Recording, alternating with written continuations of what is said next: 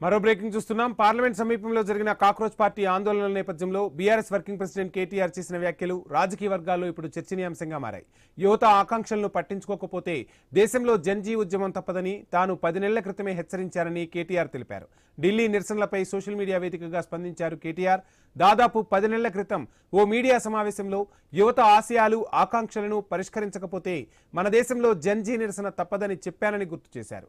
ఢిల్లీలో నిన్న జరిగిన నిరసనల తర్వాత కేంద్ర సర్కార్ బాధ్యతాయుత పాలన, జవాబుదారీతనం, విద్యారంగ సంస్కరణలపై దృష్టి సారించాల్సిన సమయం వచ్చిందని కేటీఆర్ తన ట్వీట్లో పేర్కొన్నారు. యువతలో పెరుగుతున్న అసంతృప్తికి కారణాలను గుర్తించి విద్యా వ్యవస్థలో మార్పులు, ఉద్యోగ అవకాశాలు, పాలనలో పారదర్శకత లాంటి అంశాలపై కేంద్రం చర్యలు తీసుకోవాలని కేటీఆర్ డిమాండ్ చేశారు. ఢిల్లీ పరిణామాలను ప్రస్తావిస్తూ కేటీఆర్ చేసిన వ్యాఖ్యలు ఇప్పుడు రాజకీయంగా ప్రాధాన్యత సంతరించుకున్నాయి.